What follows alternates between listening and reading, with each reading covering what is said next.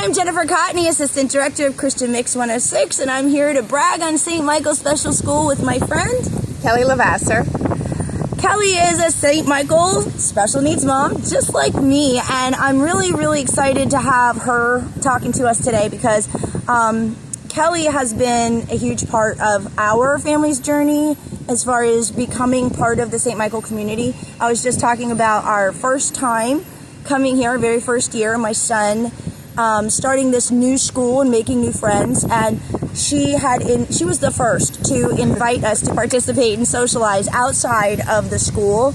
And our sons have really grown up together, and they've just become such amazing young men, and they're friends, and they just kind of thrive off of each other. They have a way of challenging each other and growing and maturing in very similar ways. So I'm just so excited to talk to Kelly today.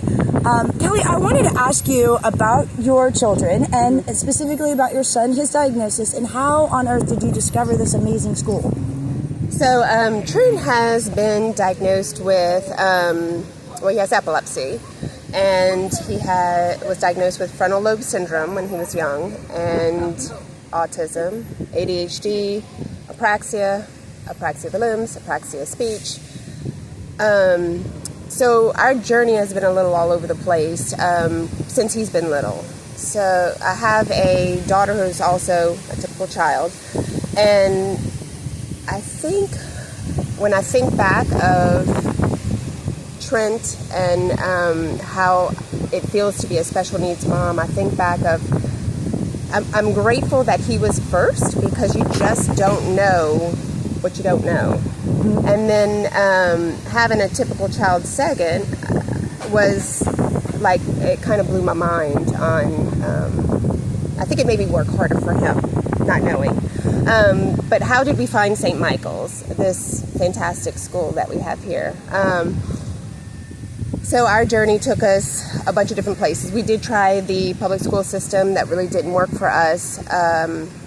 The school itself didn't work for us. The teachers were fantastic. I feel like teachers do, in the younger years, really do want the best for children. Our son wasn't talking, and he did sign language. So they found a way to incorporate him in the classroom by letting him teach sign language, which I thought was amazing. But the school really wanted him to go back into the special needs classroom and not be included in the classroom. And I just thought that, he is more than that. He's more than just being in a room where he's not really seen or participating. So we invested in his future and put him in a private school that had a lot of resource for him. And he stayed there till about, till 5th grade. He ended 5th grade. It was a great foundation for him, but he always lacked social skills and just the connection with people and having friendships. And I didn't know much about St. Michael's because I'm not initially from New Orleans. And my only other option was to homeschool. So that's where I was headed.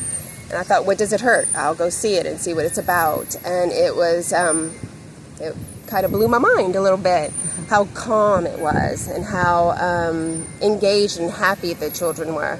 Even in the adult center, it was like the happiest work environment that I'd ever seen. Everybody was just happy to be here. It was just like a calming state as soon as you walked in. I fully agree. I wanted to say that I'm so struck because I know your son, and I wanted to take a minute and brag on this family for a little bit, because when it was our first time coming, Kelly welcomed our family in, and it was the very first to invite us to participate socially, and really made her son made my son feel very welcome.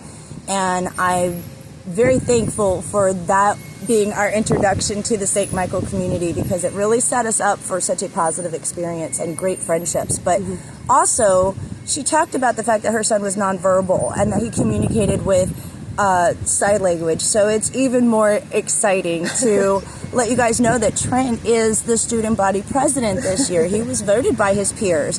He is a leader in this school, and he is a student spokesman for St. Michael.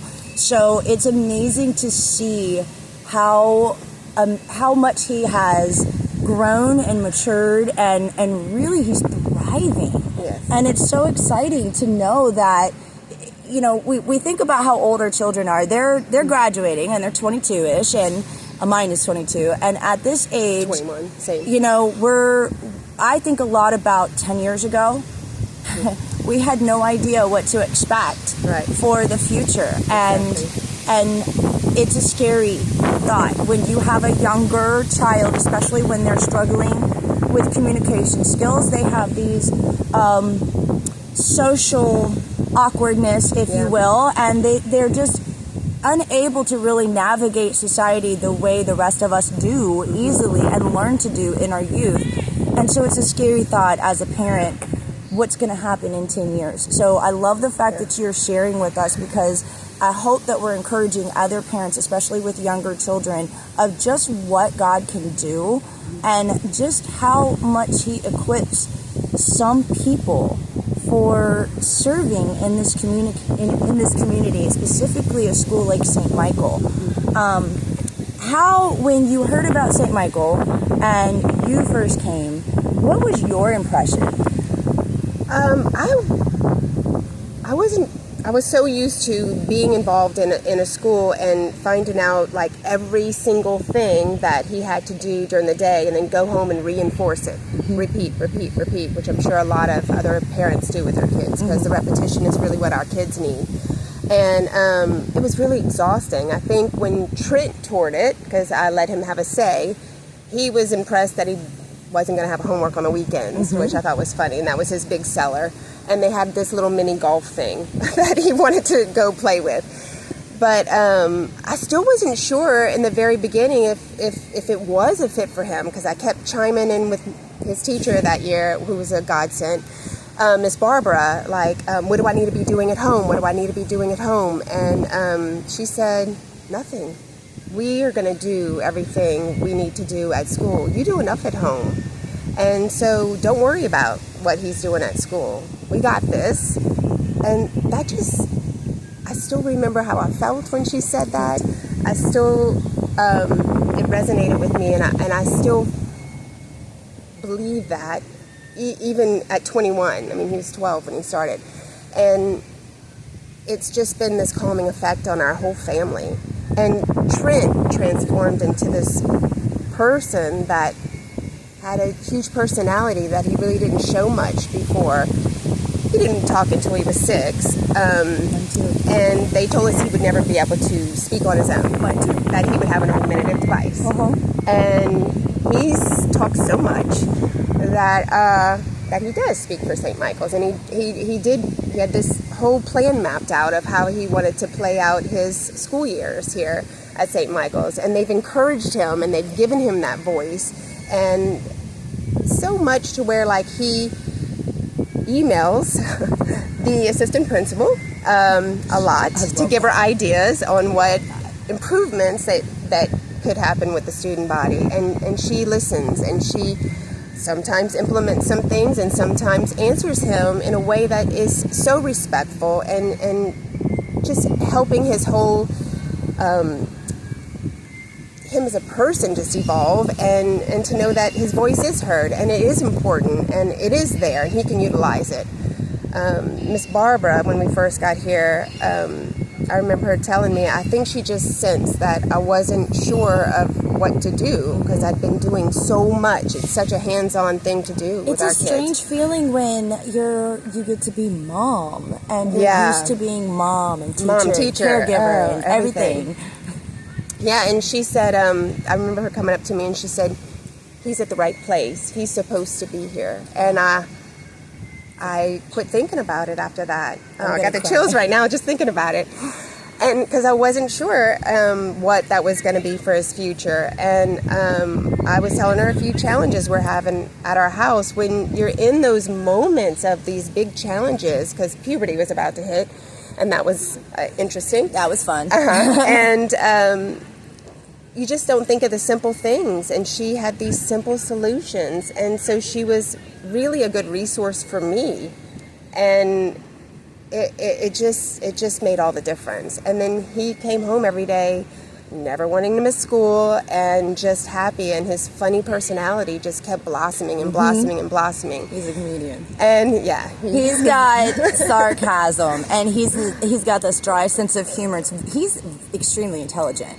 So I marvel at our conversations. You know, I'm emotional because I have seen, you know, not just in my own children, but in these other students that we've grown up with. Yeah. And the support from the families and from the staff and the faculty here has made a huge difference in our quality of life at home. Yeah. And as caregivers, to be able to give even more to our children, our energy and our time, you know, and that relief I can't express. I think that's one of the reasons why I was really excited when one of our ministry leaders suggested that I share my testimony as a special needs mom for Autism Awareness Month, and that we shine the light on St. Michael and everything that they do, because I can't speak enough about this amazing school.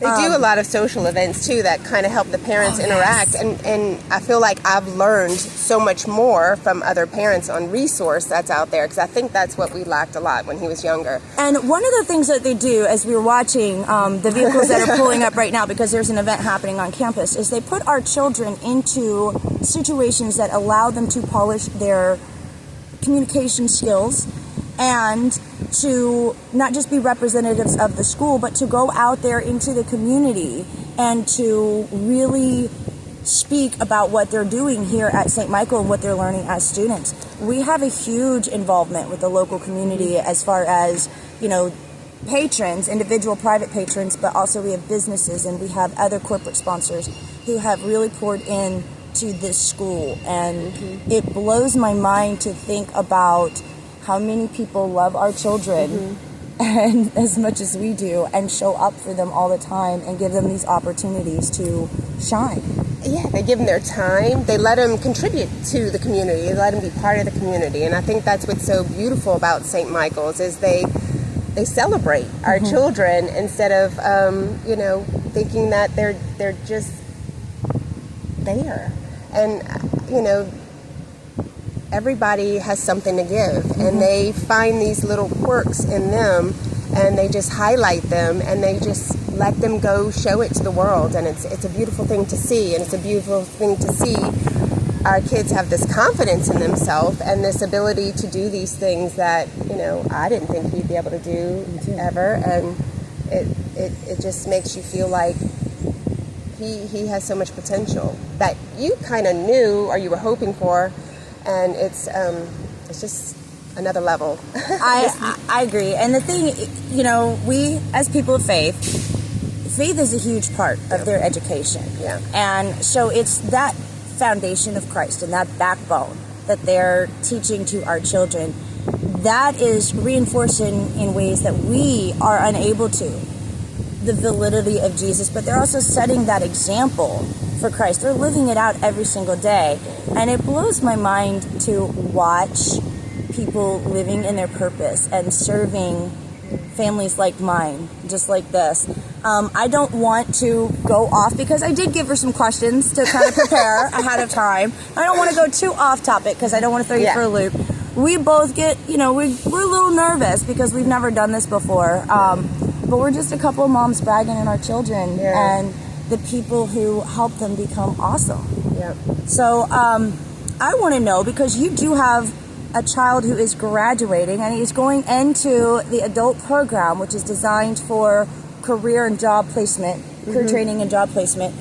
Do you feel that Trent would have thrived as much in a typical school in an inclusion classroom, or do you think that he would have been,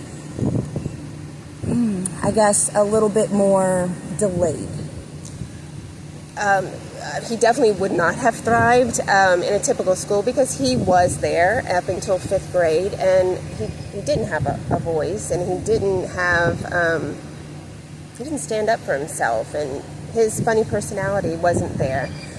He also definitely wouldn't have been like class president and wouldn't have had these opportunities to be on committees and to learn all these different functions that are going to be so helpful for him in a job environment. So I feel like he would have been the kid on the side that would have been forgotten because he doesn't have a behavior issue. Well, not older, but he, the puberty years. but he might have been a kid that, he wouldn't have known that he could have spoken up or had a voice or asked a question. And I feel like he got all of that from St. Michael's, to be able to speak for himself or ask a question. I don't understand what you're saying, and it's okay to do that, and it's okay because someone's going to help you. And I don't know if he'd have known to do that or ever had an opportunity to practice it so much so that it's natural to him now. For those of us in the autism community, we have a saying, use words, Yeah. but I like use your voice. Yeah. And what St. Michael's in our experience has done is it's helped our children find their voice. Yeah. And I get really emotional because it's such a gift, to think about not just what they're capable of now, but what they're going to continue to learn in the next few years as they prepare for this independent life. And another reason why we wanted to talk about this is because as a special needs mom, I do talk to a lot of other parents and who are in my situation and can definitely relate to the life that I go through, and they're always shocked that I am so adamant about preparing them for independence. Mm-hmm. And like we were talking about, we want better for our children, and we can't rely on the government, we can't rely on even our families sometimes to do for them what we need to equip them with as parents.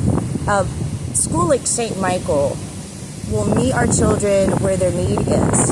They will nurture their talent, and they will definitely bring out all of their abilities. I love the way they work with each and every one of us where we're at to find the most successful path forward for our children to reach that independence.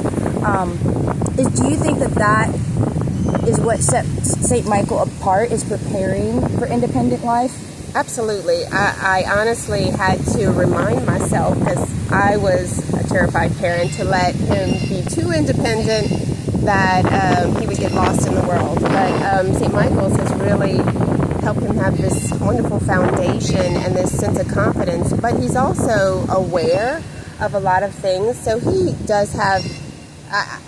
I guess I just wanted to make sure it wasn't me projecting my own fears onto him. But because it is such an open environment, an open conversation with the teachers and what they're doing with the community, that he is fine with voicing his fears, and we can work through them, and school can work through them. And I don't think he has the fears that I had younger, and I'm better with it now. But just letting him be out in the world and be successful on his own. But that is the goal, because he's definitely capable of doing that. And with St. Michael's connections in the community, it is really a beautiful thing of how many organizations and how many work environments are so accepting of our kids, because they see the value in them. They're just different, but they have this value in them that can really improve and help the environment that they have at work, and I love that they're so welcoming, because they see our kids as a contributor. Yeah, and that's really, I think, something that we all want in our youth. And for me, I think about when I was my son's age, and at that time I was graduating from college, and so for me it was the first time going out in the world as an adult and getting a job and living on my own outside of my parents' house, and that was terrifying enough. So if I could have had half the confidence that our boys have, they do. I think that I would have been far more successful in my 20s than constantly worrying about, am I doing good enough? Is this okay? The good thing is they don't overthink everything. I know. But I feel like that also helps me as a parent. He doesn't overthink things, but it helps me to have this calm state. Yes. I often describe it as I have adult-sized children, because they're My son is 22, but mentally he's between 12 and 15, and that may be where his mental age stays. And I consider that a gift because he is fully capable of being employed and earning a wage. He can take care of himself. He can cook for himself. He can clean up after himself. He can get himself dressed and ready to go and be on time. If I would let him, he would drive, but baby steps. I have let him. You know, we've started the process. I love that. You know, we live in a city, and it is an adventure every single day. So we'll just put it that way. But yeah, it really excites me as his mom to watch him and think about where is he going to be, instead of when I think about 10 years ago, where are we going to be in 10 years? And that's a fear. And now I'm excited, where is he going to be in 10 years? I'm excited to find out too. Yeah. I'm excited to see where he's going to work and where his interest lies. Because, like the school, I mean, Trent is going to take the high set, so he's going to take the high school equivalency exam. The diploma, Yeah, he doesn't have to. Right. He just wants to. He wants that education, yes, and he wants, I am sure, because he's very similar to my son, has that goal of college in mind, of some sort of college or certificate training. And that's one of the things that they do provide here, is they give you that option to explore new careers. And they have partnerships with one of the local colleges to set them up to begin that journey in the career training with that education that we all know makes a difference in your paycheck. So yes, I really love that. They've encouraged him to set these goals for himself in life and in his personal life, or in like his future, and those are important to him. And they taught him to believe it. Yes, that he can do it. That it's not something that's possible if you try hard enough. It's achievable. You can do this. All you have to do is go out and get it. Yes, that's what I love about it. He wouldn't have gotten that any other place. I know. And I think that is what makes St. Michael so special. And like his big thing academically is math. He loves math. He loves geography, things like that. But in the math class, he had some kids that were struggling, so the teacher let him go help the kids, which I thought, what a great idea, because that helps him to know people talk different, people learn different, and how is he going to take that approach? What a great little experiment to see how he would do in the real world with other people that learn different and that's so cool. Communicate different and asking questions, and how do you adjust your own self in an environment like that. So I loved that they gave him that opportunity to do something like that. We talked about how he's a leader. He's a leader with his peers. He's a leader when it comes to the school, and you know, you as well. You've done a lot for the parents, for supporting us, especially with the graduates this year.